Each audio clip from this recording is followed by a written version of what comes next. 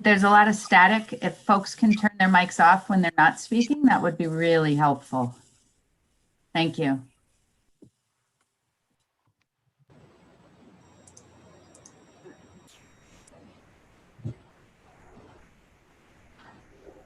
All right. I just wanted to make sure I could see everybody in case people are raising their hands. Okay, are we ready? Yep. All right, I am Julie Lockaby. I am the chairman of the Yarmouth Historic Commission, and we're going to call our meeting to order at 10:05, and I'm going to begin by taking a roll call for quorum. You could unmute yourselves and just say that you're here so that we can get a verbal on that. George Slama. Here. You, Melanie Barron. Here. Jack Duggan.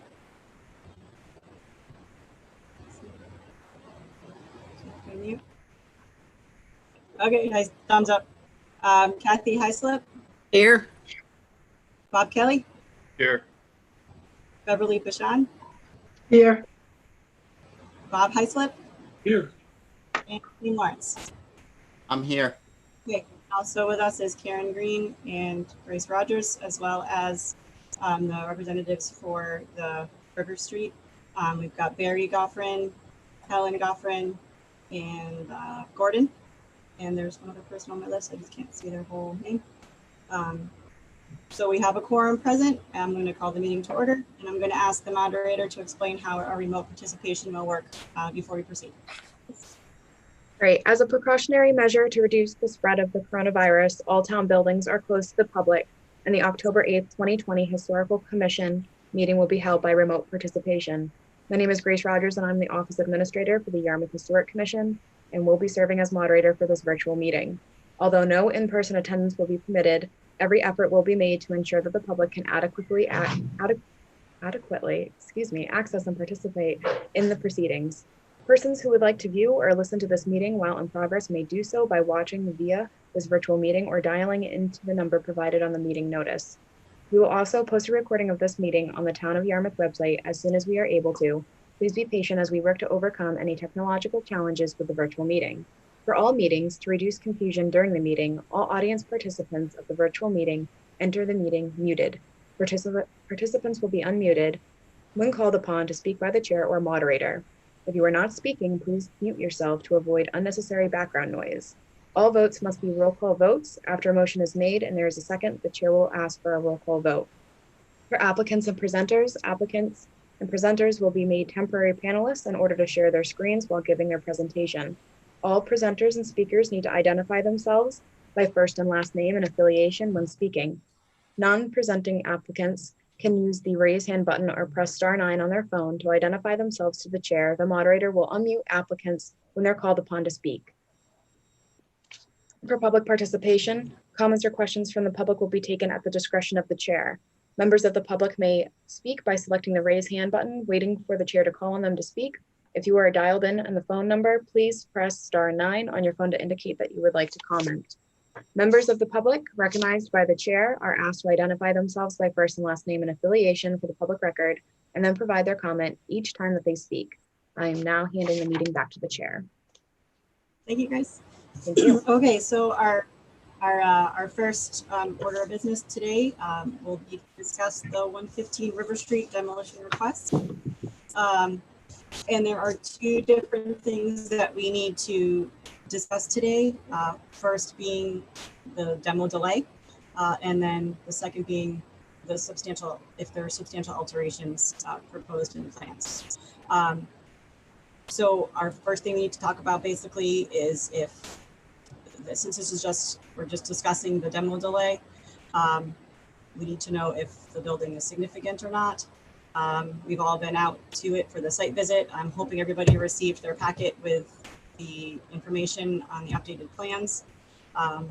So I'd like to just open up for comments, anybody, and get the discussion started.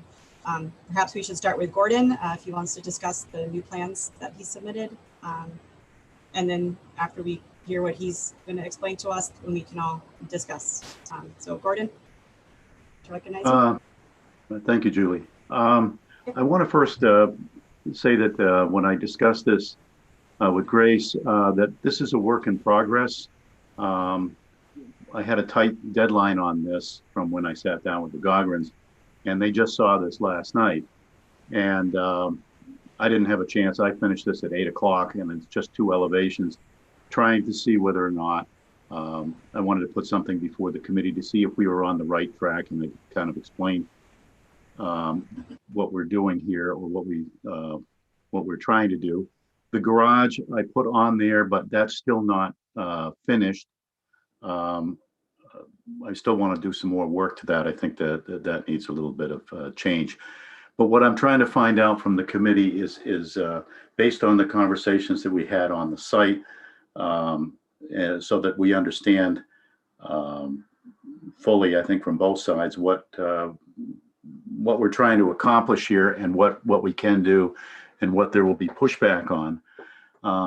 What we did on the drawings is we extended this dormer over and added windows in it on both sides, because that's where the view is. There's a bedroom up here. I kept the same roof pitch and began the roof in the same location that it currently ends in, but we did extend it up because there's just so little headroom when we match the floor heights. The basic building that's there now would be retained and rebuilt as requested. Pretty much this all stays the way it is, right up to the porch, where the porch joins where the kitchen is now. We added a few windows on the first floor level, kept windows in the same locations, used casement windows. We found that there is a French casement that allows us to open fully so we can meet egress code. And the addition to the rear of the front porch, which can be seen on the left side elevation, is very similar in design as to what is there now, but we needed to make it so we did have egress windows in it. And then again, like I said, the garage is still a work in progress, but we had originally asked for a garage. I put it on there, so whether or not that's actually would be in the final drawings, that's still open for discussion. The Gogrins have, again, they're seeing this last night at 8 o'clock at night, and I didn't have a chance to, to discuss this with them. So I'm sure they want to comment on their feelings now. But I gave up at 8 o'clock, so this is what we have. So I think we're looking for comments from the committee as to hopefully that we're heading in the right direction.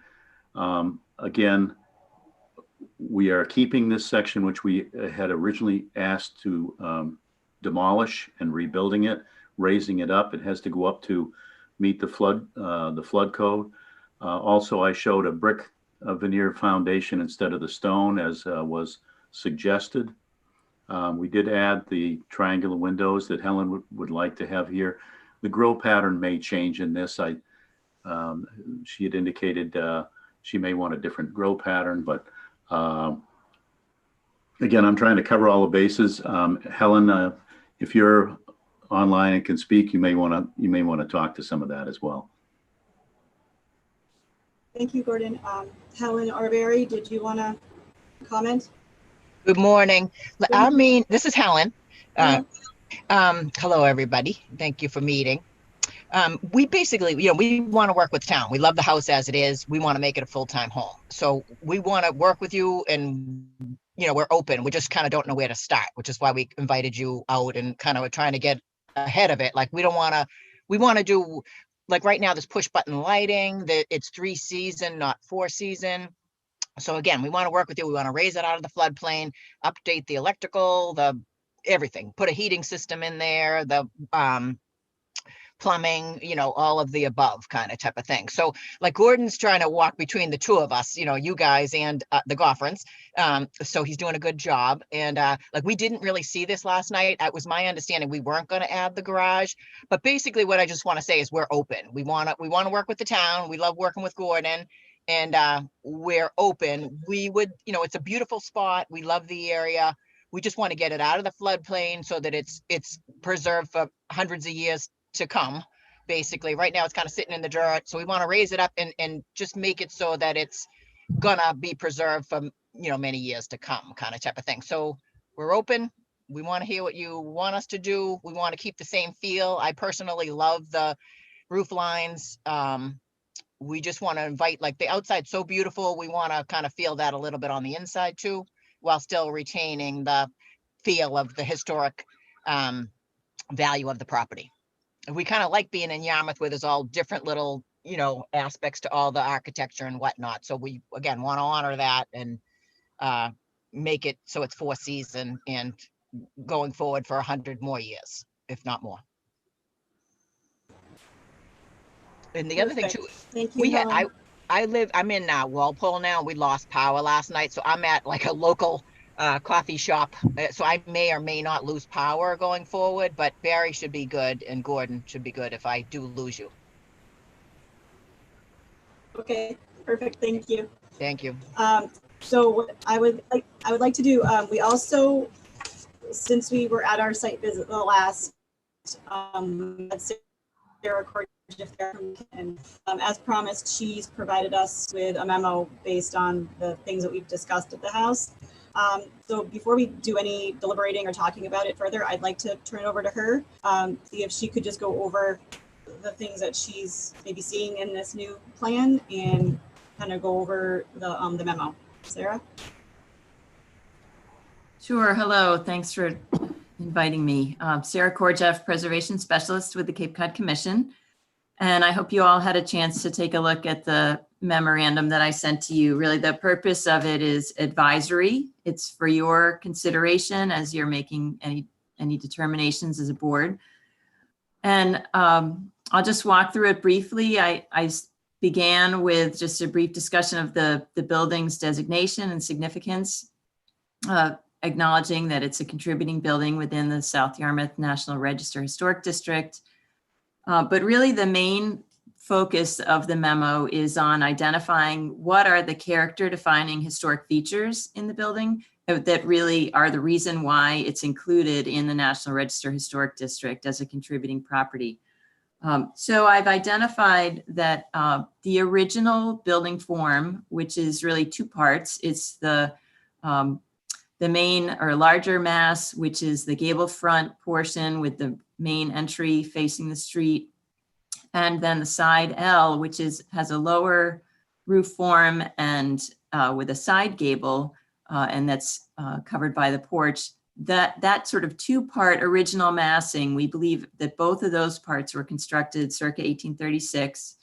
And because of that, because of their original, that they're part of the original construction, and because of their really prominence to the streetscape, those are the character defining masses of the building. And those are really what's most important, not just the form of them, but also the architectural detailing on them, which includes the arrangement of doors and windows and the architectural trim features. And we acknowledge that this building has certainly been added onto and altered over time, which is to be expected of a property that's this old. Most of the alterations have happened to the rear of the building. There have been some minor changes that are visible from the front, including the addition of the dormers and the extension of the porch roof. But really, for a building from circa 1836, this building has not been altered a lot in the front, and it really retains a lot of integrity. So the reason for identifying those character defining features really is to point out that if we're going to see additional changes made to the property, they really ought to be made in ways that do not alter those key character defining features, because if you alter those key features, then you're threatening the building's listing as a contributing property in the National Register District. So I know we discussed this on site for all of you who are at the site walk. And I guess, so my memo gives into specific comments about the original proposal that was submitted, which included demolition of the side L of the property and several changes to the architectural detailing on the front facade. And I've pointed out that those changes would threaten the National Register listing because they would be altering key character defining features of the building.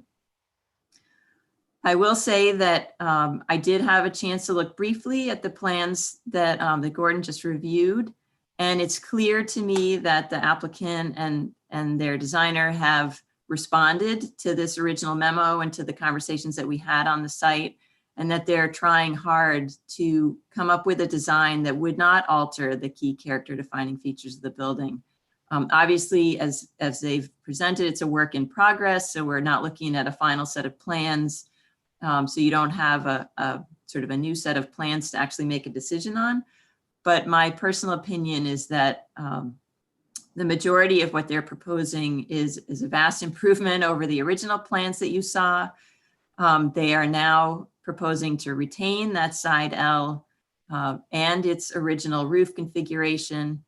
I think that there are a couple of small issues that may still be of concern, and a couple of things that we just need to see a little bit more detail on. Like Gordon mentioned, extending the dormers. It wasn't clear to me briefly looking at that whether they're just being extended side to side, like widening them, or whether there's actually any change in the roof pitch form there. And also I wanted to specifically comment on the triangle windows, that I have some concern that that form is, while it's not altering any of the original window or trim configuration on the building, they're large enough and sort of a unique enough form that's different from everything else that's there, that they may be considered a little bit too sort of prominent and distracting from the original features of the building. But that's not to say that there might be a simpler form or a smaller form that would could be appropriate on the front facade of that building. And let's see. And I guess one thing I would just encourage the Historical Commission to look for in any future plans are a description of any changes that are proposed to not just the original structure, but to the existing windows and trim, because obviously we're looking to see that the original windows where they exist and the original trim where it exists would also be preserved, since they are character defining features of the building. And I think that'll summarize all for me. Great, thank you, Sarah. I was also looking at those little triangle windows, and I feel the same way, that they're definitely a different thing that doesn't really seem to match the facade correctly. Does anybody have any comments they want to make? So you are all on the same page here. Ultimately we need to vote if the building is historically significant, and if we find that there are significant alterations. So that's really all we need to do today. So Bob Kelly, I see your hand, go ahead.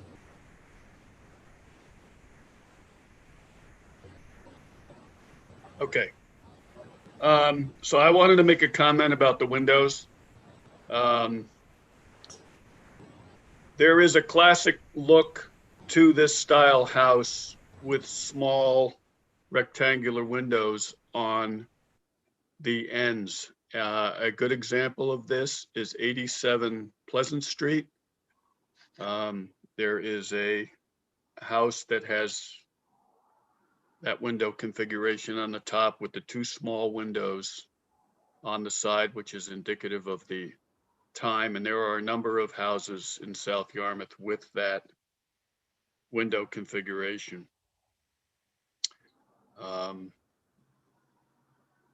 And then my only other comment was, it looks like the designers did a good job trying to maintain the roof lines. The L comes up, as was stated by Gordon, I think. And my only other thing about the windows is the continuous window looks a little funny. I know it's the prime spot to look out over the ocean. It just looks like one continuous style windows. That's my only comment. Robert, which window is that you're referring to? Just so On the dormer that you elongated, yes, that bank. that bank of windows there. Yeah. Well, we did extend the dormer over to get a little bit more room. That is where they would Right. like to have the master bedroom. Sure. We did use the same casement windows, but we did have to make them longer because in order for it to meet egress for life and safety, we had to get them closer to the floor. Right now, they don't meet size or distance, minimum distance of 42 inches to the floor. So we just are a little bit less than that now with what we have shown on there, both on the front and the side. They do make what they call a French style casement window, which will open both pairs together without a stile in the middle, so that you do have that required distance for egress, which in a bedroom you have to have that. So going forward, I believe with the alteration to the construction that the life and safety code would overrule that because that's a bedroom. But we did try to keep the same type of design with the casement style windows that were added to the building when they added the dormers. So Now we could reduce the windows if you're referring to the 4 windows on the gable end. There was some discussion about we could reduce those to just 2 windows there because that still would meet egress. And that would be on the left side elevation in the center of that gable.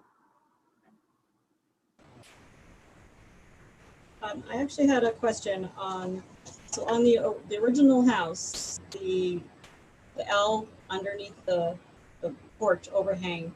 I see 2 windows on the right, the door, and then 1 window. But on your new drawing, I've got 1 window, the door, and 2 windows. Why are we switching the configuration of the windows? Okay. Where is that now? On the L, the left side that extends from the main portion of the house that's under the overhang of the porch. Yes. The original house has, if I'm looking at the picture right, unless it's just. Yeah, I'm looking at it. I can't really tell. It's like it's 2 windows, the door, and then 1 window from the right. And now it's 1 window, the door, and then 2 windows. Plopping the windows. That I think we added the extra windows to the drawing that we had. I thought I took that. I see 1 window to the right of the door. Right. And then the door, and then 1 window. And I thought we just added the additional window in there. Can we go back to the elevations that? That's what I see. I just, on the original house, it looks like there's, unless I just can't see the picture clearly. Yeah, there's one window, the door, 1 window, and we added 1. I see. The other one is on the other wall coming this way. Yes. Never yes. mind. It was hard to see. It's further back. I see. I understand. Well, actually, there's added 1 window. window, the door, 1 window, and then an additional window. Okay. Yeah. That's which I think we discussed wanting to add another window there so that they could take advantage of the view of the river across the street. Okay. So we kept the door and window that's there now. If the locations aren't exactly what's on my drawing, we certainly can adjust that. But it was just there's a window on like the wall that extends from the original portion of the house that looked like it was next to it, but it's not. It's on a different wall. So never mind. I'm understanding now. All right. Okay. Does anybody have any other comments? Sam, go ahead. Just a couple of quick things that I noticed on this drawing. My comments are pretty much in line with a lot of other people. I like the way that they've kept the roof line and kept the look of the front of the house. The initial 4 small comments that I had was 1, which Bob already covered, which was the triangular windows. 2, the windows on the front facing dormer on the L, which was already covered.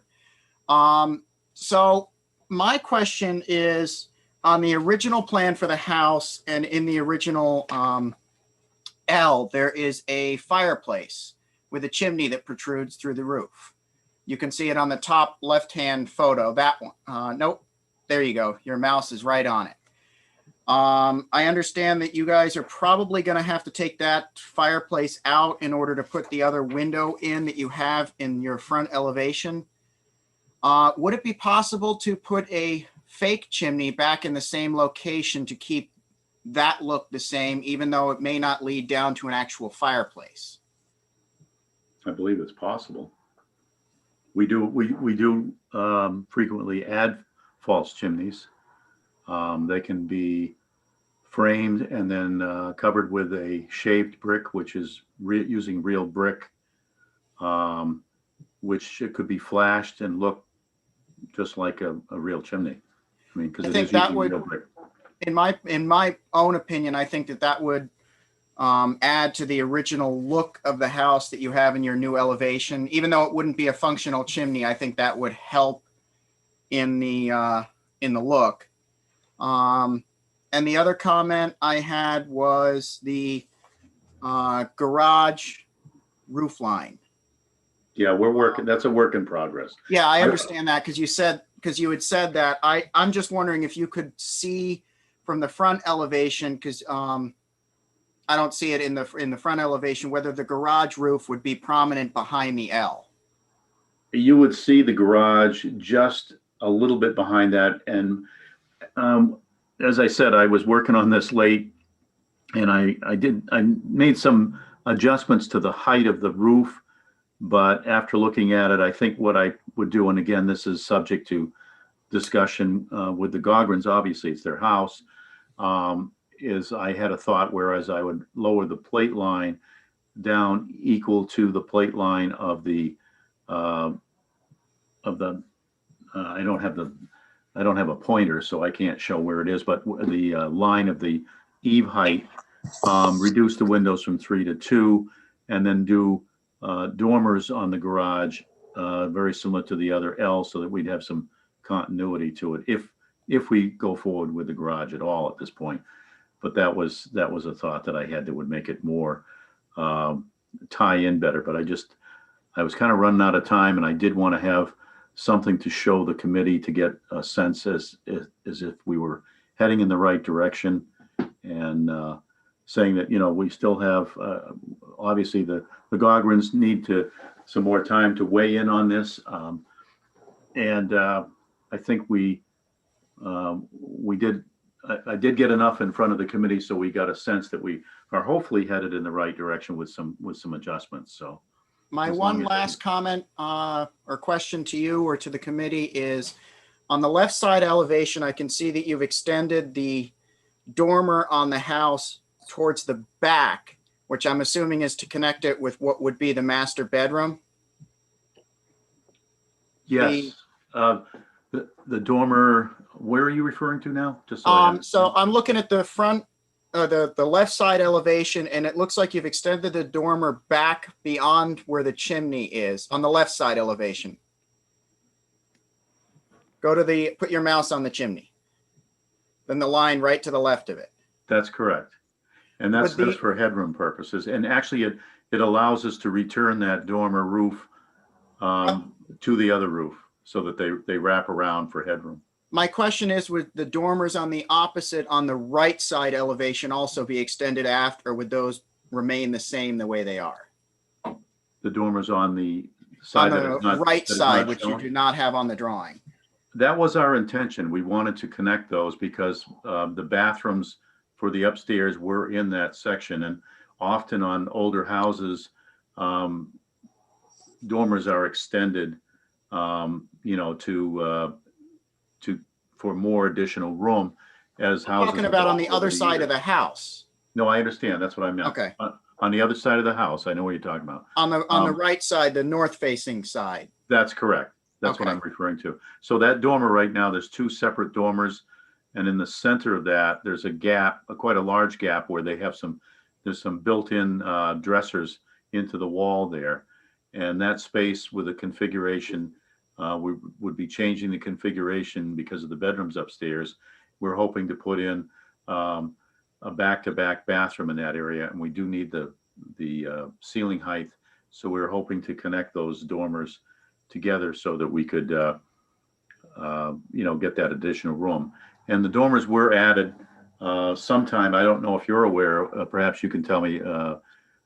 You know more about the history of the house and when those were added to it. But I know they weren't part of the original house because it doesn't show the original photograph. So The only thing that I can tell you is sometime between about 1880, which is the earliest photograph I have that doesn't show them, and about 1892 when my relatives purchased the house. I believe they were already there. So sometime in the 1880s, I believe.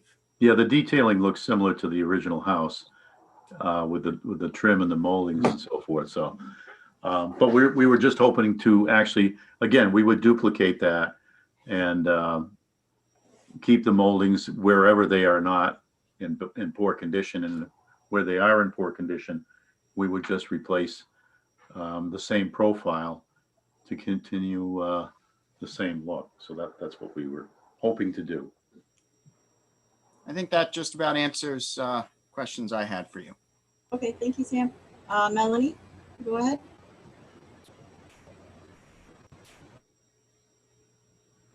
Okay, I have a question about process. I don't understand if we are to approve the demolition without having plans in front of us that either the owners have agreed to or the designer has finished working on. It seems there's several things, a big one like the garage, yes or no, that is being left out.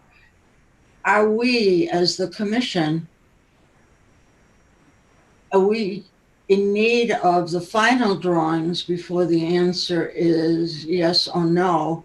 Or do we trust that we are heading in the right direction and that that's all our commission needs to say? Because otherwise, I don't know what we're making a decision on in order to even say go ahead, or if it should be referred formally to the Cape Cod Commission. Yes, Melanie, today we're only determining historical significance. And if we are feeling that the Goffrins are trying to make substantial alterations, we are not approving demo at this time. Before we do that, we would need a full set of plans to see what the actual proposed building will look like. So yes, we're not making that determination today. Julie, just to clarify, we're not asking to demolish the house on that side anymore. Right. We're asking to work with what's there. Yes. And to make some alterations to it. But keeping with, for instance, on the roof, the gable roof, we would, that's viewed from the left side elevation, we would extend the rafters, sister those, and extend them upward at the same pitch and from the same beginning point on the roof where the porch currently meets it now. So we'd be doing alterations again to allow us to put egress windows, bedrooms, and so forth over that area that would meet code. There's 2 staircases in there now that don't. So there would be alterations to the house, but we would be using the framework of the house, keeping the windows and doors that the committee has recommended, and working with as much of what exists there as it is possible. The first floor would be pretty much kept intact with the floors and so forth. It would be most of the changes would be on the second floor. I haven't had a chance to calculate whether or not that overall would be exceeding 25% of the entire structure being altered. So I don't have that. So I was hoping where we don't have all the drawings that we've gotten the feedback, which has been very helpful. And I don't think that any of us on this end, correct me if I'm wrong, Barry and Helen, that we're ready to submit this as a final drawing by any stretch here. We still have some adjustments, but where the meeting was scheduled, I wanted to make sure that we were heading in the right direction rather than creating a whole set of drawings and then having the committee say, no, we don't like this, we don't like that. So I think we've accomplished a lot today, at least from my standpoint, by getting this feedback. So we have direction, and any more direction we can be given. So that's, I'm not saying that we are looking for a decision on the demolition today. And I think that would be something, because it's only a partial demolition and more of a reconstruction than a demolition that we're asking for at this point. Can I chime in? This is Helen. Yes, go ahead, Helen. Okay, so Gordon, God bless him, did this last night, and Barry and I didn't get a chance to review it again. My power went out and everything. So like, I am in agreement with the windows over the porch. Like, they need to be tweaked a little bit. We don't really care about the garage. Like, our purpose is, we want to invite you into the process to say, what do you want from us, kind of type of thing. We want to, right now it's sitting in the dirt, the foundation in the back is compromised, you know, it's not up to code, et cetera, et cetera. So we want to invite you into the process to say, what do you want for us? Because we don't want to keep paying Gordon, no offense, Gordon, to make him do all these changes and not have it be what you want. We're trying not to do any more than we have to. That's why I was hoping to get that. He's busy too. With this COVID, he's got 1 million new customers other than the conference. So we want to just invite you into the process and say, what do you want us to do? We'll do it and be done with it. We're not interested in like arguing with anybody or fighting anybody. It really needs some attention, and we are willing to do that. Like, this property sat on the market for 2 years before we came in. We've already done the septics. We've tried to clean it, you know, to make it be a great part of this community. That's what we want to do going forward. We're not interested in fighting. We're interested in having your feedback and doing what you want us to do within reason so that we can still live there full time, if that makes sense. So we welcome the comments and we want to work with you. And we just don't want to make Gordon keep reinventing the wheel. And we didn't see these last night because, again, my power went down and Gordon was doing it late. So personally, I would tweak the windows over the porch to look more like what it looks like now. The triangle windows, I was just trying to get a little light in there because there's only one small window in those rooms. Like the Cunningham property, it's right, I don't know the number, it might be 167 River. He's got a house at like same era as ours. And I think he did a really good job of maintaining the feel of the property while, you know, preserving it for many more years to come. Like, it's still beautiful. It still retains the history, but he still can live in it modern without, you know, push button lighting and no heat and that kind of stuff. It's not a cottage. Now it's a home that will contribute to the area. So that, again, that's our goal. When, you know, that's what we want to hear from you, to say, how we doing? And then Gordon will present some plans that hopefully everyone can agree on. Perfect, Helen. That sounds good. Thank you. Bob Kelly, did you still have a comment? I see your hand. Yes. Go ahead. So again, the architecture at 87 Pleasant for the small windows on the front gable side. And I agree with Sam. There's a house at 232 Pleasant Street. It's called the Paddock House. It was built in 1660, and it's had a center chimney for its entire life until last year. The chimney was taken out and a false chimney was put on top. So I would urge you to go take a look at that, see how that looks. You can't tell from the outside that it was actually removed. We like the chimney too, just FYI. We like the chimney. I'm not interested in changing that look. I like it. Right. So 232 Pleasant is that. So We certainly could add that. that's all. Okay, thank you, Bob. Does anybody else have anything? Or can we proceed to Julie? Julie, can you hear me? Yep, go ahead. Oh, go ahead, Jack. Yep. Okay, you can't hear me? I can hear you, yep. Okay, 3 quick points. One, a big thank you to Sarah for her memo and her presentation this morning. I think it's brought some really valuable focus to the discussion of this house and its status on the National Register. And second point, kudos to the architect and the owners for a really positive attitude toward getting the work done on the property that they have. I understand completely the idea of the principal idea of getting it up off the floodplain and then trying to keep the National Register status and the look. Thank you. And the third point, Bob just said it, but I want to say I agree too. I like the idea of, and I think Helen said she agreed as well, but I like the idea of a false chimney as adding to the keeping the look of the place. But I think this has been a good discussion this morning, and I certainly appreciate that it's a work in progress. That's it. Thank you. Thank you, Jack. Grace, is there anything that we need to put before we vote? Yeah, thanks, Julie. There's just 2 points on, well, I guess 3. One, to echo Jack. Yes, thank you to the Goffrins and Gordon for being so proactive with this. As a preservationist, I mean, I, on a personal standpoint, really appreciate it. But I also know the frustrations of being a property owner and trying to do your due diligence as well. So I do, again, I really appreciate everyone being so open and proactive and working with us. I know the commission feels the same way. My 2 points I have are just on an architectural standpoint, and then to flip over to regulatory.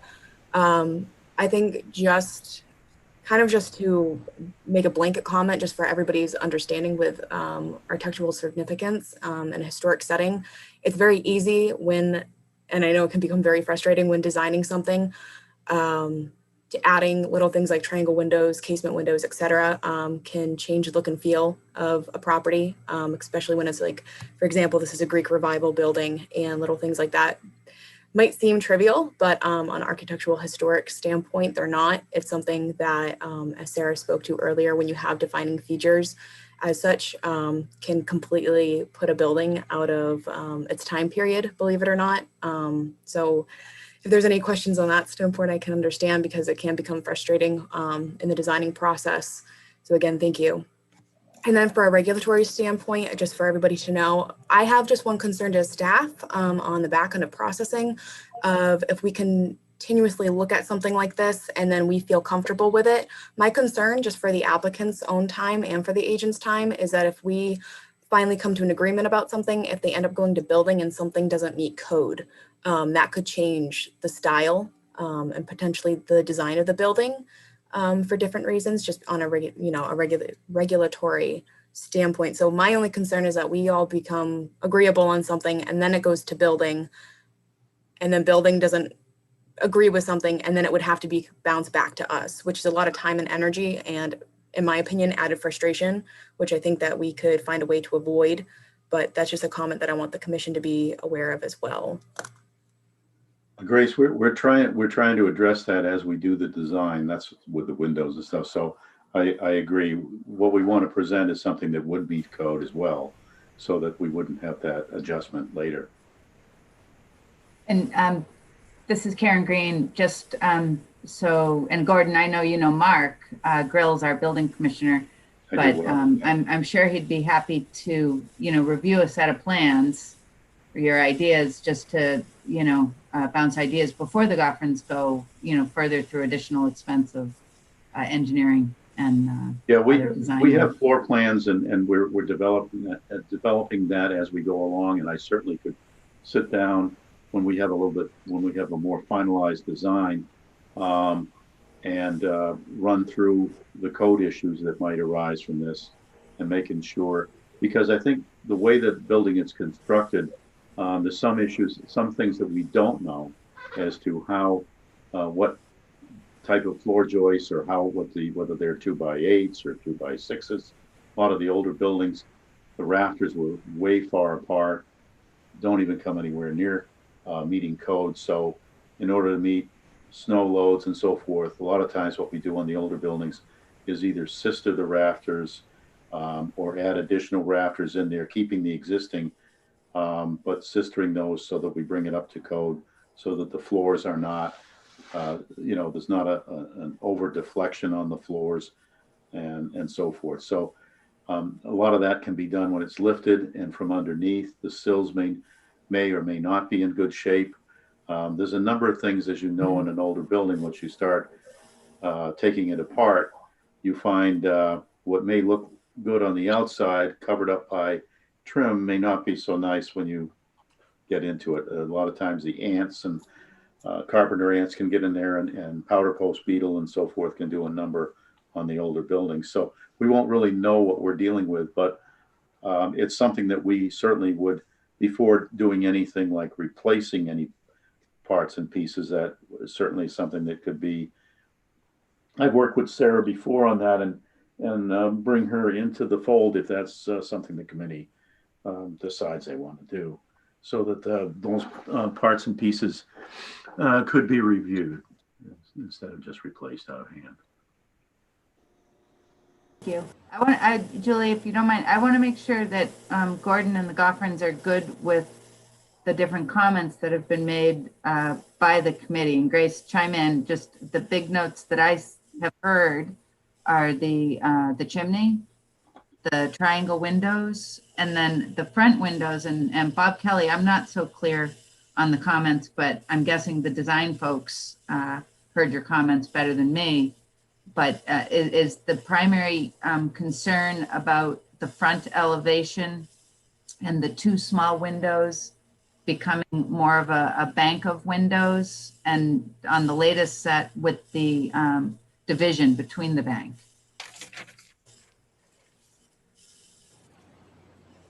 Bob, did you want to clarify that? Yeah, the two drawings were submitted. One had a separation and one didn't. So the second submission, it was a solid bank of windows. And the first submission, there was a space between. Which one was that? Now, the one that's on the screen now has the space between the windows? Correct. And we had a solid. That even though that's running, it's not as bad a bank as the second submission, which is a solid bank. Yeah, that actually was the first submission, and we revised it after I had a brief discussion with Grace about that, and I felt that there was a few too many windows there, and we took that out because it was just a solid wall of glass. So more in keeping with a group of windows rather than the solid bank. So this would be what's presented on the screen now would be more the direction I believe we want to go in. Yeah, that's better. And as far as the elevation question, I think they did a pretty good job of, even though the roof line is higher, it still has that same look and feel. Yeah, we tried not to raise it too much. Only, I think we raised it about 2 feet, just enough so that we could raise the floor on the second floor to match that floor, so we can get the windows. Because right now, if you stand in that room, you can look out the windows. They're at chin height, and they won't meet egress code. So that's one reason why we did that. And to to help that, there's a kind of some crazy steps in there and some other things. So we're trying to make it compatible with code and make it a little bit easier to convert it to usable bedroom space. Right. Okay. That's all. Okay. Thank you, Bob. Thank you, Gordon. Does anybody else have anything else to say before we continue on? Sarah, go ahead.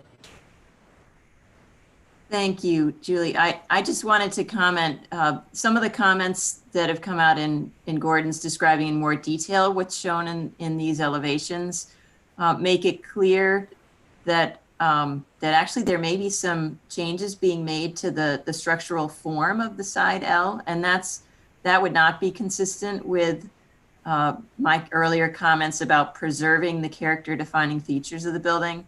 So that's not something that was obvious on just a quick glance at these building plans. And so I just want to clarify that if they are actually talking about changing the height of that side L and changing the rafters there, that would be something I would consider to be a substantial alteration. I think that I made it pretty clear in the memorandum that alterations could be made to the rear of that side L, or there could be changes made to the dormer in order to accommodate their needs, but that we would be talking about preserving the original form, which includes the structural members of the building, both for its walls and its roof. Well, we would be keeping the rafters. We would just extend, we could sister next to those, keeping the roof pitch, and the roof would start in the same location, but with the floor height that it is now and the location of the windows, we do need just a little bit extra height. And what we were trying to do was to keep the character, the angle of the roof, so that the perceived view of that, and again, the first floor walls would remain in the same location, windows and doors as shown, and just to get that up high enough so we could meet those code considerations and even the floor. That's why we did want to extend those rafters out. So again, we would be sistering what's there, and next to it would be a slightly longer rafter, same roof pitch, and we are showing a similar configuration with just a little bit more windows. So I guess my contention is that I've worked on a number of historic buildings, and historic buildings over a period of time do evolve. A lot of times when we do an addition, we do try, if it's more of a historic preservation, to keep as much of the integrity of the house as we can, and still meet the needs of the new owners or the new use, because these buildings, in order to be preserved, do evolve, and they evolved just as it did in the early 1800s when they needed more room and added the dormers. So I believe the design of these older buildings, it is a fluid situation where over time, and I would suspect if this building hopefully is still around in 100 years, it will still evolve. And that's just the way the process works. A lot of the older buildings it's additive massing, where as they needed more space, they'd add on another wing, they'd add on another L. And sometimes the ones that they added on, as in the back of this house, the construction, the trim, the quality of the construction might not have been as good as the original house. And so a lot of them was just to make that additional space. So I'm hoping that the committee would view that. We're not trying to destroy the house by adding that a little bit of additional height, but extend what's already there and keep the integrity of the look. Thank you for explaining that, Gordon. Sam, you have your hand up? Yeah, this is just a bit of a clarification, having spent so much time inside the house. This is kind of directed at Sarah, between the side L and the main part of the house, the second level is definitely offset like this. And I believe from the main part of the house, there is 2 steps down to the current roof line in the side L. I think what Gordon is trying to do is just bring that level up so that there isn't that significant drop in 2 parts of the house. Because you can't, yeah, that's true. And the reason for that is because in the current location where those windows are, with that drop in the floor, they're so high up the wall that they egress sill height, I believe, is 42 inches, and the sill height of those windows is way above that. So somehow we have to provide, if that's to be used as a bedroom for life safety code, we have to provide an egress windows, or at least one egress window that would meet code to allow people to get out in the event of a fire. And so that in doing that, we felt that we could, again, keep the visual integrity of the house. And when it's all done, because we're not raising the height of the roof that much and keeping the same roof pitch, that would be accomplishing that without a perceivable difference. Because when the house is done, the house would be re-sided with new shingles, and obviously the trim, as much of the existing trim is there that can be retained, that doesn't need to be replaced because of insect damage or something like that, would be retained. So there are some, if you look closely at the trim that's on the house now, some of it will need to be replaced in order to keep the integrity, because otherwise, if it's not, you don't know what's behind some of that, where there is water damage. Often carpenter ants get in behind that, and over a period of time, they can do a lot of damage, not only to the trim, but to the framing underneath, which then necessitates even more repair. So that would all be looked at. But we do understand the committee's mandate to keep as much of that intact as is possible. I hope that explains it. Gordon, can I add to that too? This is Helen again. Okay, so maybe it would help if we gave her the exact dimensions. Like when we talked about it, Gordon originally wanted to appease us and give us like a higher roof line, like a higher bedroom height, because everyone in our house is tall except me. But you know, we talked, and then we had them put it back because we like this look. We want to retain this look too. So to my knowledge, like we keep in the exact same pitch. What we're doing is just going up like maybe a foot, a little bit more than a foot. So maybe Gordon, it'll help if we give him the exact dimension, like so that, you know what I mean? We're keeping the same thing. It's just up. Hopefully it'll like kind of trick the eye. You won't even see it. That was our goal of what we want to do. So maybe we'll go back to the drawing board, fix a couple of things we heard about, and then come back and kind of show you that this is, you know, we're in agreement with all of what you said. So, but if we give you the exact dimensions of how much higher that, you might be like, oh, it's a foot. We're okay, kind of type of thing. It's still going to retain everything, the front facade, which again, we want to keep it to. So maybe Gordon will come up with the exact measurement and give it back to them and understand. Yeah, I certainly could do that. It's not a great deal though. We wanted to keep the same look in sort of similar proportions, and like you said, we were raising the floor up to match that, so that, because right now, as those windows, as I show them, they're just a little bit below the 42 inches that we need. The dotted line that shows on the drawings is the ceiling height and the floor above, and scaling up to those windows, keeping the porch roof as it is currently constructed. They meet code doing what we've done here.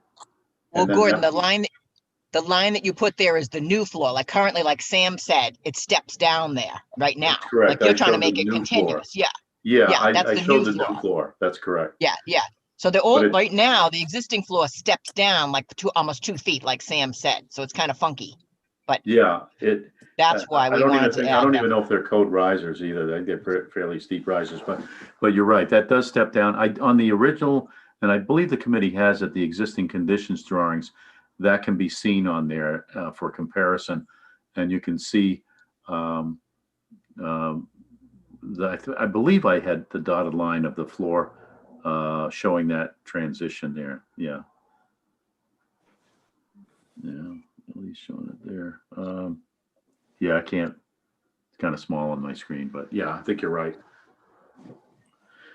So that shows what we're trying to do. And we try to carry that dormer line across, as you can see in the, matching the other dormers that were put on there. So we're trying to have some consistency and make the design look as though it's sympathetic to what's there, and it is just evolving as they did back in the 1800s. They did do those things as they added the dormers when they did that sometime in the late 1800s. They needed more room on the second floor, so they did add those dormers, and they added the dormer. That dormer that shows on the existing conditions was added in the center of that. Perhaps, I don't know, but I'm guessing perhaps because that space was then used as a bedroom. They didn't have egress codes then, so they put what they could fit. And so that's, and match the windows. I believe the windows in that center dormer that's over the porch is, I believe that's a triple, if I remember correctly, if I get my drawings here. And so we were just trying to extend that to get a little more headroom. Thank you, Gordon. I've got George, go ahead. And then thank you, George Schlama, Vice Chair. Helen and Gordon, great suggestions on giving us before and after dimensions, and this would be consistent with Sarah's comment of developing a list for us to be able to look and check off and discuss going forward. So great ideas all. Thank you. Thanks, George. Go ahead, Bob Kelly. Yeah, after listening to Sarah, I'm just looking at the drawings, and it may be a little thing, it may not be. But if you look at the side view of the original, the gable peak comes directly to the center of the chimney.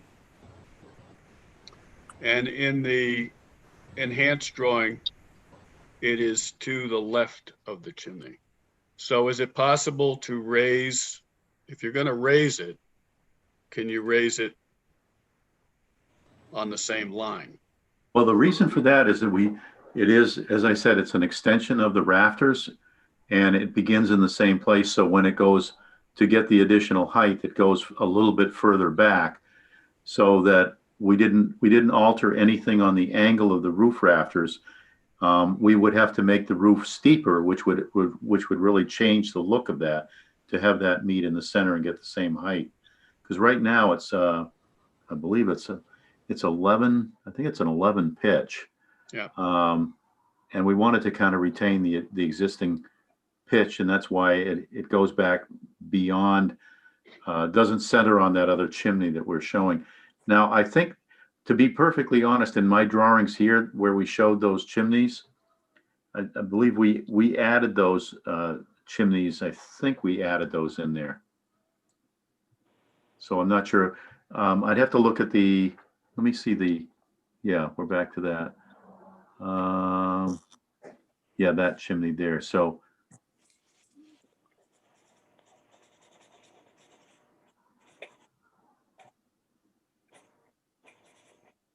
This is Barry. Can I chime in for 1 second? sure. Hi. Those chimneys are they staying exactly where they are anyway? Is that chimneys that? No, they can't actually, Barry, because with the alteration of the floor plan downstairs, the fireplace actually moved back. The fireplace that's currently there right now doesn't have a liner in it. And it's the corbels and everything. I think what we were doing again there was to retain the look from the exterior. And we proposed to put in false chimneys to match what's there now. Because so that would solve that problem of the chimney not lining up with the peak then, because we can just put the we could move that in line with the peak. We could do that, absolutely. So there will be no working fireplaces in the house. There is we propose a fireplace in that, I'll call it, for lack of a living room that's in the front when you come in through the front door. But the location of that has been moved to accommodate room for a staircase and so forth, because the front staircase, again, there isn't a staircase in the house that meets code. And they going up and down the stairs, I think Jack knows, because we were going up and down the stairs. He knows how steep that front set of stairs is. So we moved that staircase and changed it so that we could access all the rooms in a central hallway upstairs, and that's what we've done. So we retained a lot of the interior wall petitions in their current location, so as not to disrupt the whole house. But that fireplace in its current location, we did move the fireplace. Now, whether or not it most probably would be a zero clearance fireplace with a vent up there using that chimney as the vent, but that would be constructed as a false chimney. And I believe we can alter the location, because there is some leeway when you get up into the attic space to come over, and we could center that on that side gable if that's the committee's desire. Mm-hmm. Okay, thank you. But we're trying to keep the house looking as close to what it looks like You, on the exterior as we can. Because I believe none of these fireplaces unfortunately meet code all right we now. really do.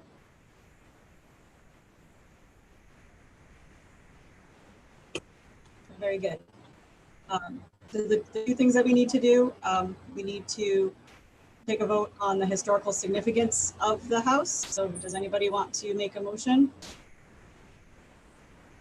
My internet's a little bit jumpy, so if I'm not sure if anyone's raising their hand, everyone's kind of frozen for me, but if you want to unmute and make a motion, feel free, please.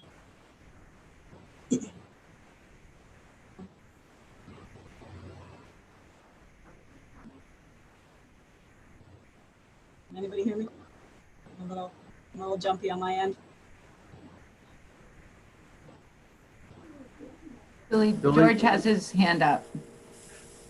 Okay. Julie, Yep. I'd like to make a motion based on the discussions and based on the historical significance architecturally, that we vote and approve that the structure is historically significant. I second. Okay, Kathy seconds. I need to do a roll call vote for to approve the vote. So Melanie Barron. My screen is frozen. I'm not sure everyone's. Yes. You are too, Bob. Okay, thank you. Jack Duggan. Aye. Bob Kelly. Yes. Beverly still here? Beverly? I don't know if we need her vote as well, but we need just a quorum, so I also approve. So we've all full-time members are approved. Okay. I think we're good. My screen is frozen. I'm sorry, so I can't tell if you're all hearing me. So our second vote we need to do is we need to determine if we agree that the changes being made constitute a substantial alteration. Would somebody like to put a motion forth for that? Julie, can I interject? And Yes. Sarah, I'd ask that you chime in. I don't know if that vote might be premature because we really don't have the full plans from the Goffrins and Mr. Clark. Got it. To consider. All right, well, let's hold off on that and pending a full set of plans. Yes, good. Sounds good to me. Sarah, do you agree? Yeah, I think that's the appropriate case. I think we definitely see that the applicant is moving in a direction to try to develop plans that would not be a substantial alteration. And I'd recommend that you continue to work with them to reach that goal. Right. Perfect. Thank you, Sarah and Karen. Okay, so I think that concludes our discussion on 115 River. I want to thank Gordon and the Goffrins for coming and talking with us today. And we'll just continue our discussions and we'll wait for more plans and chat with you again. I have a question going forward.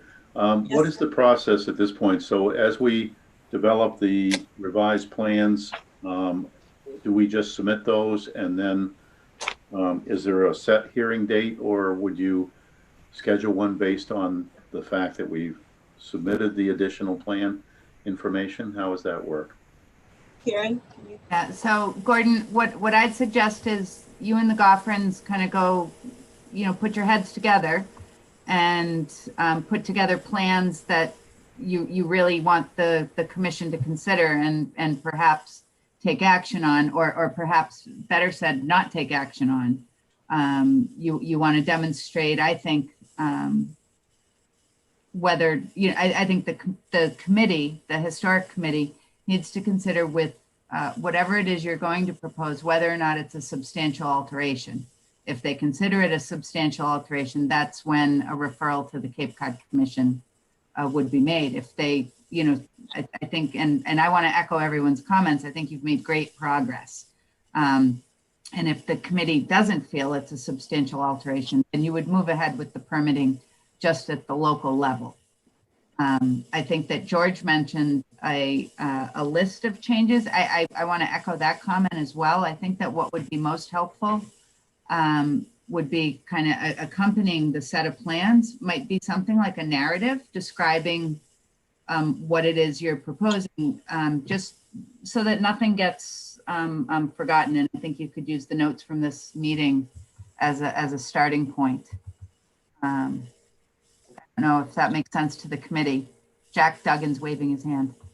I'd just like to say I agree with what Karen just said and add that when the architect comes back with an agreed set of revised proposals, that this committee has, enough time to give it a good look, 48 hours.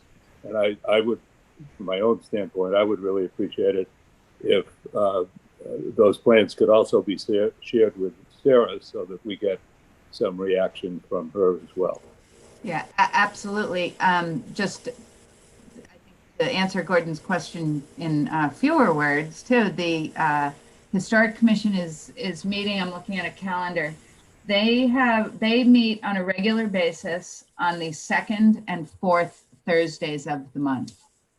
So you can use that for planning purposes, along with Jack's comment that you give the committee, and the committee is looking to Sarah to weigh in on things as well, that you give us, ample notice to permit thoughtful review of the proposals.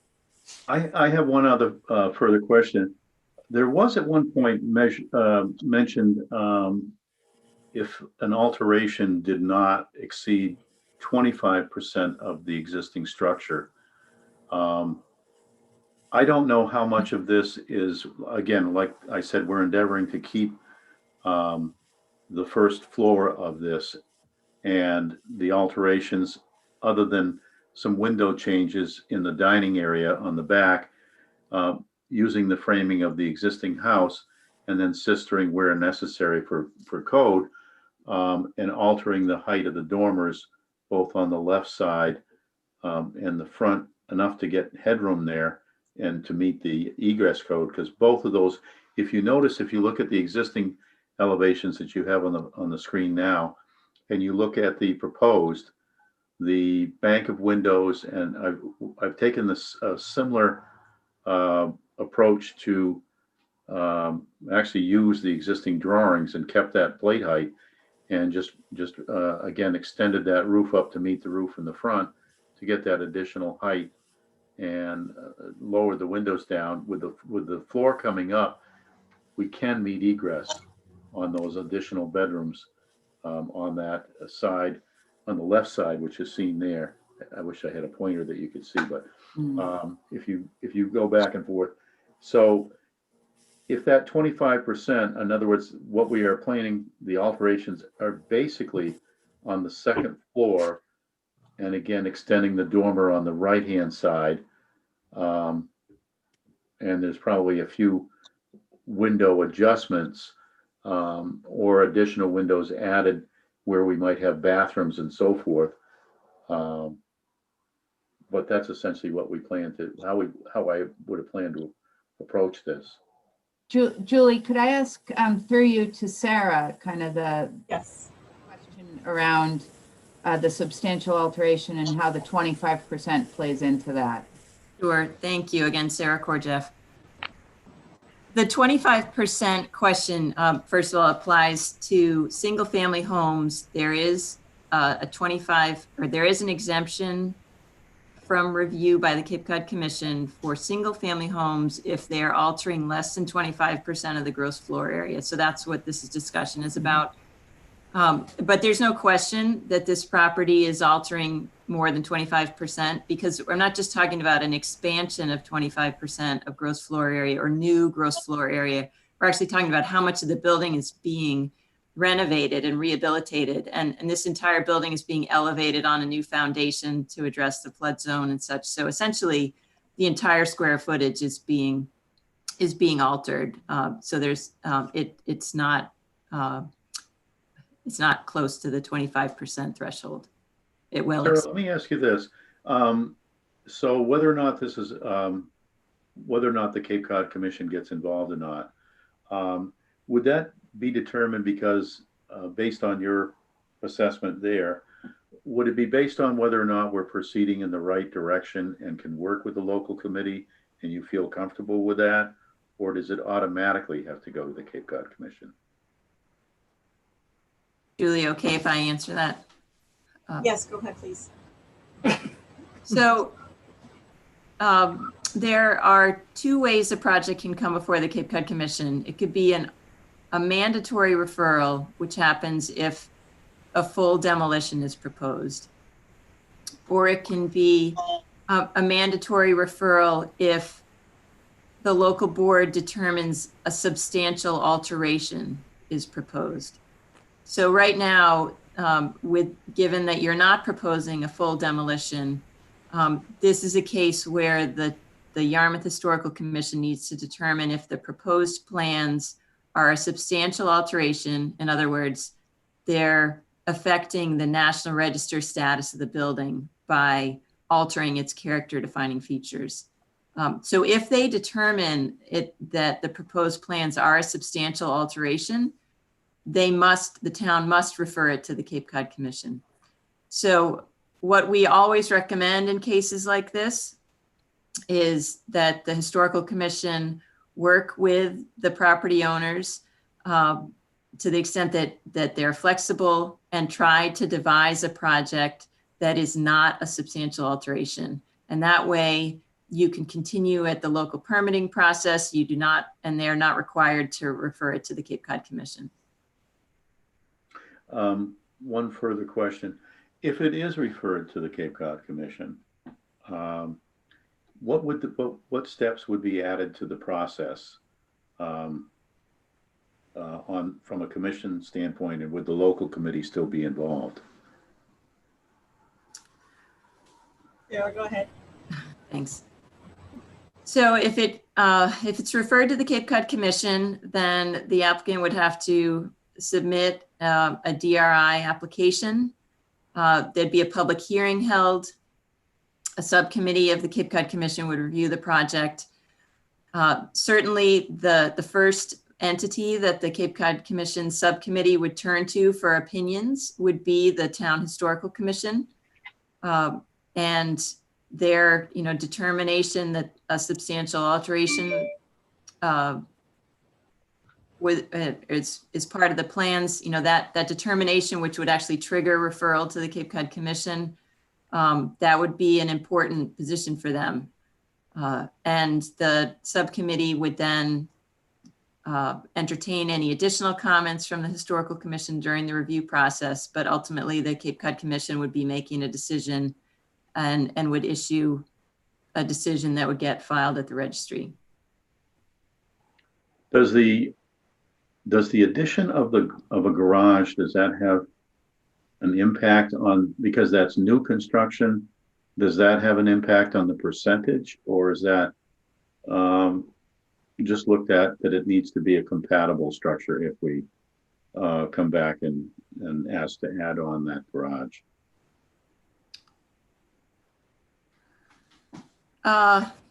I guess the addition of the garage, if it's additional square footage, would be part of that calculation. But as I think I've stated, I don't think there's any chance that this project would be eligible for that 25% gross floor area exemption, because you're essentially renovating the entire building by elevating it above the floodplain. Mm-hmm. So I guess my question is, does that automatically go to the Cape Cod Commission, or is that, or can it be determined that the committee can work with us if they feel we're working in good faith? Yes. And listening to the committee's desires and trying to design the project in such a way that it respects the architecture as it is, and as it's being, if they feel comfortable that they can work with us, I guess is the point I'm making. Yes. Yeah, I think I've tried to be very clear about that this is a case where you're not proposing a full demolition. The only time that the committee wouldn't have the option of working with you would be if you were proposing to demolish the entire house, and that's not the case here. Okay. So because you're talking about alterations to the existing building, they can work with you, and hopefully you can come up with a plan that they would find to not be a substantial alteration. Mm-hmm. Okay. Yeah, that clarifies it for me. Thank you. Thank you, Sarah. Very helpful. Okay, any further comments on the 115 River? Okay, all right, great. Again, Gordon and the Goffrins, thank you for being here with us today. Sarah, also, thank you for coming. Your comments are really, really helpful in us determining what we do with this property. So we'll just await further plans from Gordon, and like we discussed, perhaps like a list or a narrative to go along with it to assist us in our discussions on it. So thank you to you guys. You guys are free to leave the meeting, and we're just going to continue. Thank you. Okay. Thank you very much. Bye, everyone. Thank you. Thank you very much. Thank you. We're all on Appreciate the it. same page. Thank you. Thank you. Great. Appreciate Thank you. it. Yep. Thank Bye. you, Sarah. All right, so moving on. Point of go over order. our properties. Point of order. Yes, George, go ahead. I would suggest where we've Go ahead, George. gone so long that we hold off the updates to our next meeting and that we move to Lauren Volk. Oh, sure. I'm okay with that. Yep, I think she's actually here. If Bryce, I think she's on as a participant or as a whatever it is there. If you can let her in. Yep, we just need to make a motion on that. Oh, okay. So someone make a motion to table our discussions on our update on the properties until our next meeting. Seconded. That was Kathy Heislop making the motion. I saw her hand. Thank you. Yeah. George I with was the second. muted. Okay, thank you. Roll call for a vote to approve this. George seconded. So Melanie Barron, Yes. Jack Duggan. Aye. Okay. Kathy, you made the vote. Bob Kelly. Yes. I approve as well. Do I need anybody else, or is that a quorum? Is that good? How many do we need? Help me Five. out here. We good? Actually, 4. You only need 4. Oh, only 4. Okay, we're good. So we're gonna table those. I see Lauren. All right, and Lauren, here she is. Lauren, hello. Thank you for coming and waiting. Sorry it took so long. No problem. I learned a lot about how to renovate a house. An historic house. Yeah, I won't be doing that anytime soon. All right, thanks for so squeezing us in. Yeah, absolutely. Did everybody get the email from Lauren regarding the cultural center? Yes. Okay, so Lauren, did you want to just give us a quick brief on this? Sure. Everything's changed, of course, because of COVID. We had worked really hard to raise some money to make improvements to the building. All that money has been spent to keep our staff engaged and serve the community during the pandemic. So we decided that because we really have to fix the roof, we would ask for support from you. And then just a couple of days ago, Karen suggested that we apply as well to the Dennis CPC for half the funds. And I immediately contacted them with our intentions. They said, yep, go ahead. And they are willing to accept the letters of support that we have in hand addressed to you. And their application isn't due until November 20th, but I think the rest of the timeline will be similar. So we plan to ask you for up to the full amount we need, in the hopes that we will only need half of that. And then we will match it with Dennis if they award us funding. This is primarily to fix the 2 flat roofs that are over the alcoves off the Great Hall in the main building. Those flat roofs have these rubber membranes covering them, which have been compromised by various things over the years, including probably the tornado that hit us pretty hard. So we have a lot of places where we have leaks, and we're concerned not only about where those leaks lead, into the interior of the galleries, but what they might be doing to the structure of the building. We really don't want to deal with rot and mold. So we have a couple of quotes for having those repaired.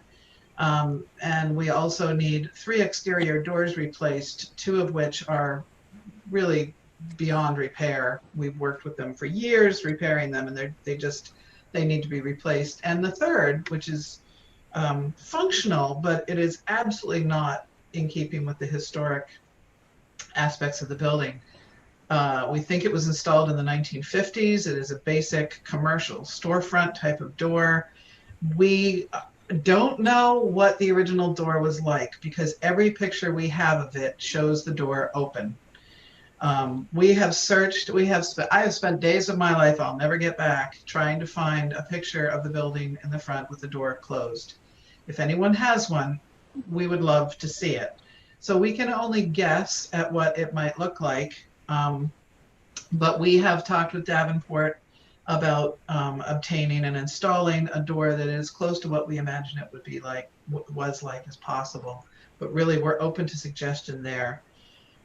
So those 3 doors, and then we need to deal with some degradation of exterior trim, the balusters, even the shutters, which are relatively new, need care if we're going to maintain both the look and the integrity of the building. So we're asking for support for this proposal to the CPC. We would very much appreciate that. Great, thank you. Yeah, I think that's a great idea. And Sam, you have a comment? Go ahead. Yeah, this is just a thought that popped into my head. There is a place up in Kennebunk, Maine that specializes in old house parts. I know I was in there probably 6-7 years ago, and they had a room that was full of doors. I don't know if it's something that Cultural Center might want to look into, but who knows? Maybe they have appropriate doors for you. It's just an idea. That's a really good idea, and I don't know if you've been to the architectural remnant Mecca in New Bedford, but they also have many, many doors, and I think that's a fantastic idea, especially because that front door doesn't get used nearly as much as others. So if we had a door that was, a heavy wood door, it would be okay. The Union Street door we have, which I believe is the original door, is very heavy, very, it's sagging, it's breaking, all the rest of it. We were going to replace that with a fiberglass door that is easy for people to open and close, especially our elderly population. But I will talk to Bob, who's not here today, our executive director, about the possibility of using existing doors from a place like that in both instances. They just have to be as functional, especially the Union Street door, as functional as possible. But I love old doors. I think that's a great idea, Sam. The name of the place in Maine, I think, was Old House Parts Company. I'm sure a Google search would turn them up. Okay. But I can't tell you if they have anything that would fit for what you're looking for or not. We're going to have to do some work anyway because a standard door now won't fit those openings. So we'll have to, I don't know what the word is for it, but we'll have to build out the openings so that they fit the doors we're looking at. George, do you want to ask me? Hey, Lauren, a couple of thoughts as I was reading this. Great project. We all love the cultural center, but putting my CPC hat on, when you look at the roof issues, the shutter issues, that appears to be maintenance. So I'm sure as you're working your application, you'll obviously need to address that and make a case. From the Historical Commission, I think clearly we like the idea of having an historically accurate door. So I just make those points for discussion purposes. And I know that too, for me, was an area of concern, the word maintenance, what really qualifies as maintenance. Are all repairs considered to be maintenance? From my standpoint, if the repairs are made, to continue the historical look and feel, and that products are used to do that, then that would be restoration versus maintenance. So I'd just jump in and maybe think about lifespan of what it is you're proposing. So this isn't something that's just going to last a couple years. That would need to be redone in a couple more years. This is really, I mean, who knows the last time these things were done, right? Well, yeah, it would hopefully last for a very long time. Right. Because because it's expensive and all, we for years have done patchwork. We've done maintenance, you know, and paid for most of it out of what we've earned, although you've been very helpful over the years. But Yeah, I this think is more, sorry? I'm sorry, Lauren, I'm just talking over you, but I think that comment that you have been actively maintaining the building will be a good one to share within the, we can talk about your application anytime you'd like. But Okay. I think that George's comments are well taken, and it is something CPC regularly discusses on applications like this. Yep. And George has his hand up. And to Karen's point, were these structures originally paid with CPA funds? I believe, and I wasn't here when the original restoration of the building happened, but those, yes, because the heating units and all sit on top of that rubber membrane. I would imagine that was installed when the building was rehabbed back in 2005, 6, around there, before we opened in 2007. The building, though, George, was not acquired with CPA money. The building was repaired and rehabbed with the assistance of CPA money and donations and whatnot. But Lauren, correct me if I'm wrong, I think that the ownership of the building came into the Cultural Center of Cape Cod's hands through a donation. Yes, Marie King Constantinidis bought the building, the Owl Club next door, the whole parcel, and donated it to become a cultural center. Does that answer your concern, Yes. George? Or Yep. And yes, and just one other question. I'm sure you've looked at this because again, CPC had on, and I would ask the question on the leak issues and mentioning the tornado. Have you gone to your insurance company and made the case? Yeah, I couldn't say for sure if any of this has to do with the tornado because we had leaks before the tornado. The tornado did damage to the slate roof, the original main roof of the building, and we have a $10,000 deductible, and the repairs were under $10,000, so we just ate the cost of that ourselves because we had to. This is an old building, and if we don't take care of it, it's not going to take care of us.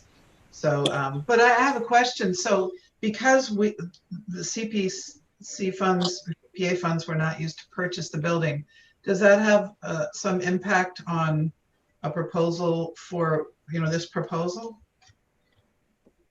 I don't want to speak for George, but I think, Lauren, when CPA funds are generally used to acquire properties, say for historic purpose or housing or open space, something like that, we generally place restrictions, preserving that that quality of the parcel. So for an affordable house, we would put an affordable housing restriction. In this case, it would be a historic preservation restriction. George, I'd have to look at the, I don't know off the top of my head if the building, I imagine it's on the state register. I don't know if it's on. It's on both. It's state and national.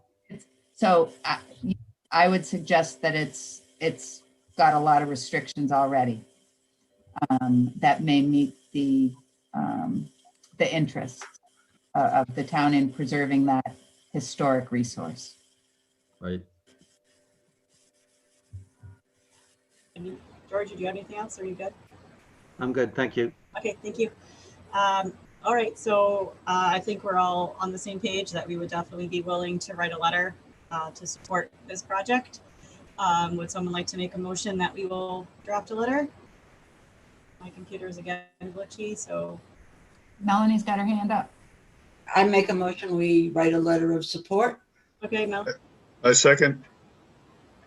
Thank you. Who would like Bob seconds? Okay. All in favor, George Slama? Aye. Okay, Jack Duggan? Aye. Kathy Heislop? Aye. Okay, I agree as well. We are all in favor. Okay. Aye. Maybe I can follow up with Grace about getting that letter written. Absolutely. Thanks. Lauren, when are you planning to put your application in? They're due the 22nd. I know, I'm working on it right now. I just got another of the letters of support. I'm waiting. Will 3 be enough, do you think? You know, that's up to you. 3 is Okay. It was No. just a little short notice, and some of the people we would ask aren't even around. But Yeah. yeah, I would imagine. Well, I won't wait till the day it's due. Thank you. Yay. And I will. Karen, correct me if I'm wrong. The cultural center can always send in additional information Absolutely. to add to the package. So, I was, yeah. So it doesn't preclude you from adding. Okay, terrific. Yep. We'll get that letter over to you, Lauren, through Grace, who you haven't met, but you will. And I've met her virtually. So, hi. Well, thank you all very much for your time this morning and for your support. We really appreciate it. And yes, Karen, I will have that application in as soon as I possibly can. Thanks, Lauren. Thank you, Thanks Lauren. a lot. Thanks, Lauren. Bye, everyone. Hang in there. Thank you. Okay. Is there anything else that we should go over today, or are we good? Jack, go ahead. One thing, I spoke too quickly when I assented too quickly when I said I agreed to put off all business the next meeting. There is one exception, and if I can take a minute, I'll tell you what it is. Yes, I think I know. Go ahead. The one item that will not wait that I wanted to talk about was about a week ago, I got notification from Mass Historical Commission that involves a deadline and matching money application for the Archaeological Reconnaissance Survey grant. That application, it's actually, the notification is requesting a letter of intent to apply for survey and planning funds. This is a 50% matching grant that we knew about, and I included in the CPC application when we wrote it, and it was approved in that fashion. So, and the deadline for getting this to MHC is the 16th of November. I know that's beyond our next meeting date, which is, I believe, the 8th of November. But, and the but here is, the MHC does not deal in faxes or emails. This has to be sent by snail mail. So right away, we got a little bit of a problem. And what I wanted to ask Karen in particular is, can I get a commitment from you that I can get some help from Dawn Marie Flett to get this application filled out and mailed up to Mass Historical? It's a one-page form, simple things to fill in, but with a one-page narrative. And I'll volunteer to write the one-page narrative. I'll leave it to Town Hall to fill in things like the applicant organization, that kind of stuff, because I'm pretty sure that there's a set piece of thing. But if we don't meet this deadline, and it's only for a letter of intent to apply, it doesn't mean we're going to get it, but we have to meet the deadline if we have any expectation of getting the money back. Yep. Jack, if you can just send that as, I don't know if you have already sent it. No, I haven't. I Okay, just got good. it really recently. So it's nothing I've missed, which I'm grateful for. If you can send it, we'll take a look at it and get it done. The only question I have around turnaround is, what signatures are required? Authorized applicant signature, which I'm assuming is going to be the town because the grant was applied for. That's the only thing. I'm going to take a look at that, and if Dan can sign it, that's easy peasy. Yeah. If the selectmen have to sign it, then we have to get it on a consent agenda. I don't know whether we have any precedent for this of getting any money back from MHC for historical preservation work. I think it's about time. That's what I think. Well, it is, and we still would have to compete, but I know from my own research on this and talking to a couple of archaeological firms that these kind of grants, what we've applied for and got approval from CPC, qualifies as a planning grant that has been approved in the past by MHC for this matching money, which is 50%. In this case, it's 50% of $25,000. So Just send it along. We can get it done. I'm okay. confident. I will send you the blank form right away, and then the one-page letter that goes with it that addresses the selection criteria, the MHC selection criteria. I can easily draw that out of the CPC application. That's fantastic. Okay. Yeah, George, did you? I'm sorry. No, I'm good. Good. Okay. Thank you. Thanks, Jack. Okay. I think we're good for today. Does anybody have anything else that Beverly, this is Beverly. Can I speak? Oh, yeah, go ahead, Beverly. Okay, I'm very sorry. My internet went off and I'm by okay. phone. So I had two things that I needed to bring up, and I'm very sorry to do this. No, but I do need to just let you know that I'll be going to the Judebaker Mill this weekend to meet with the association and to look at the property, to see the property next door, to see if we can cut trees on that property, which is owned by a trustee. And so I'm meeting with someone. I want you to know that I'm doing that. Okay. And if Bob Kelly or Steve Lawrence want to join me, I think that would be appropriate. The second thing is that I've been trying to work on a sculpture that needs restoration on Summer Street on 6A, and I've been doing this for over a year and a half. I went to Jeff Covey to see if the town could do it, and he could not get back to me. There was a question whether it was town property. I have a cultural resource information system which says that it is town property, and it was given to the town of Yarmouth, and it's a YAR 904. I'm trying to get this into a CPC. I have an application. I'm letting you know that, and I don't know where else to go until I let you know what I'm trying to do. Okay. Sounds good. Thank you. Sam, comment? When are we meeting, Beverly? They're going to call me Saturday or Sunday, and they couldn't give me any definite time, and I will call you when I get their call, and you could come with me. Okay. I do know, because I had a huge tree come down in the hurricane, that you can do anything to a tree that's overhanging your property. Whether the well, base they're going to mm-hmm. they're going to remove some trees off the property, so I think they're deciding whether they can move the tree close to our building. So that's what I'm hoping. All right, good. Okay. And there are other things they're going to have to do. They're going to have to go to Conservation Commission, but basically we can talk about that on Saturday. Okay. Okay. And Sam is trying to help me get some information on someone that can do some restoration on the wrought iron sculpture that I've been trying to get fixed for 2 years. I'm afraid it's going to break before we get it fixed, which we could prevent from happening. And it is historic, and it's a historic sculpture considered from the department in Washington, D.C., which I also have a letter stating that.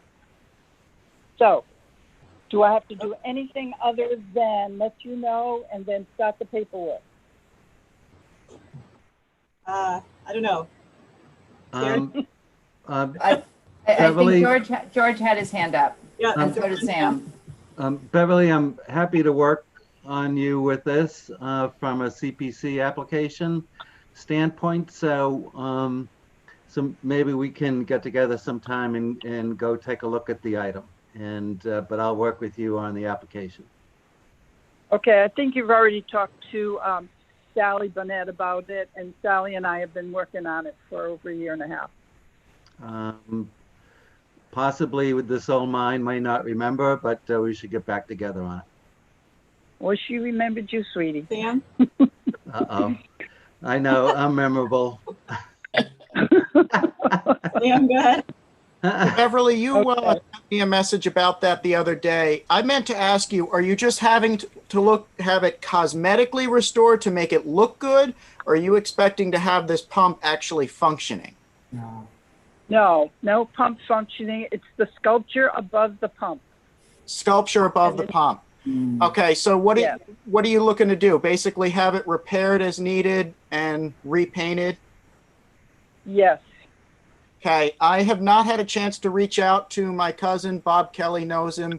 Fred Ecker, he does a lot of historic preservation, and he probably knows or he can recommend who to turn to for cast iron restoration, or at least he would know who would be good at it and who to contact.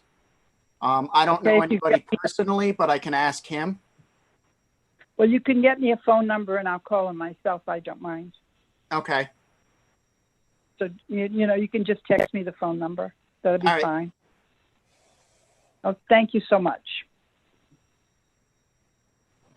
Thanks, Beverly. Karen?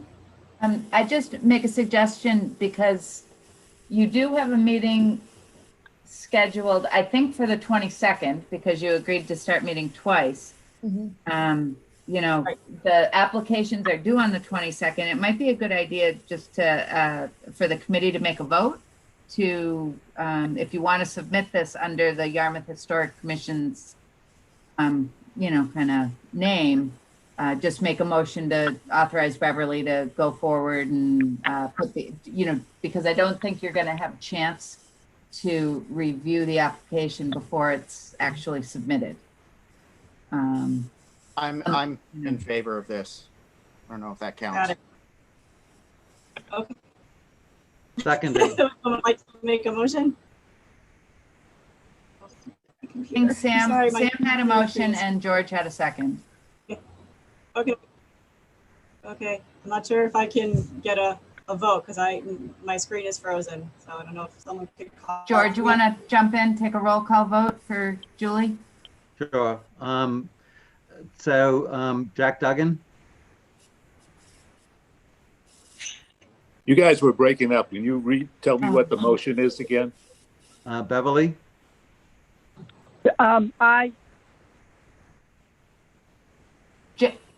help. All right. I didn't hi. hear the motion. Jack, I'm sorry, George. Jack asked for clarification on what the motion was before he votes. All right, so it's a motion to approve the submission of a CPC application to repair our restore and preserve and cast iron monuments on 6A. Okay, I got it. You were breaking up when the discussion was going on. I understand now. Thank you. I vote aye. Melanie? Yes. Bob Kelly? Aye. Julie? Aye. Kathy? Aye. Sam? Beverly? Sam raised Aye. yes. Bob High Supply. Bob Hislop? Aye. Motion is passed. Thank you Unanimous. so much. Thank you, Yeah. thank you, thank you. Thank you. Thanks for driving it.